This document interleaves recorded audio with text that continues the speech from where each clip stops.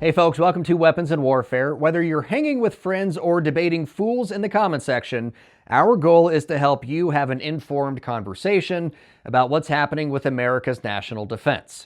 For Straight Arrow News, I'm your host, Ryan Robertson, and we start this week with Ukraine and what peace might look like for the nearly 40 million people who live there once the war ends. Russia's illegal invasion of Ukraine looks destined to hit the 4-year mark. Still, preparations for an eventual peace need to be made, which has many wondering what exactly that will look like for a war-torn nation that once boasted a population of nearly 40 million. In early September, Ukrainian President Volodymyr Zelensky said Kyiv and its allies have a general vision for security guarantees against future Russian aggression, and that more than 24 countries were exploring exactly what role they would play.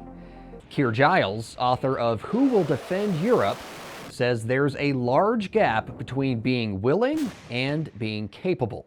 What all European countries seeking to support and protect Ukraine face is the reality of the aftermath of decades of defense drawdowns in their own armed forces.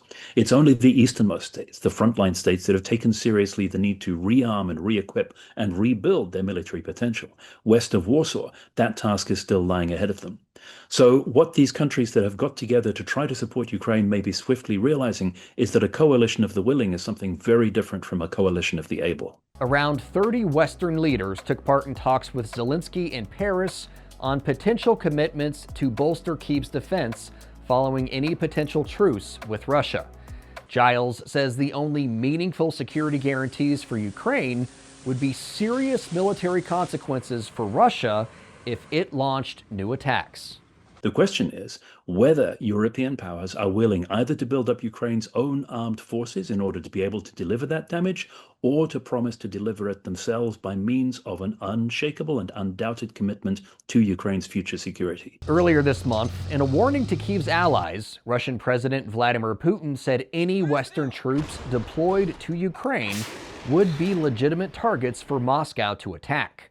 Russia has long argued one of its reasons for going to war in Ukraine was to prevent NATO from admitting Kyiv as a member and placing its forces in Ukraine. We've already heard suggestions from Moscow that it should be part of any future security package for Ukraine, in the same way that it was part of the Budapest Memorandum signed in 1994, which supposedly guaranteed the territorial integrity of Ukraine against, for example, Russia. There's no doubt that the vagueness of this term provides Russia with an opportunity to shape the narrative towards its own ends. A recent report by NBC News detailed how the U.S. could take a lead role in monitoring a buffer zone between Ukraine and Russia if and when a peace deal is reached. On the one hand, the fact that Donald Trump appears to be engaging with this process is encouraging. On the other hand, it's entirely unclear what the United States might be willing to do in order to support future security guarantees for Ukraine. We've heard a range of different positions laid out apparently firmly by Trump and by the US, from no involvement whatsoever to some vague and unspecified commitments, something to do with the air. President Trump hosted Vladimir Putin amid great fanfare for a summit in Alaska last month.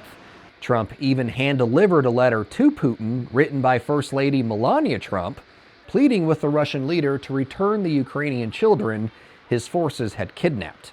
But Putin didn't, and instead ordered a massive strike on an American-linked factory in Ukraine. And there certainly has been no indication of Moscow softening any of its terms for ending the war or agreeing to a meeting with Ukrainian leadership.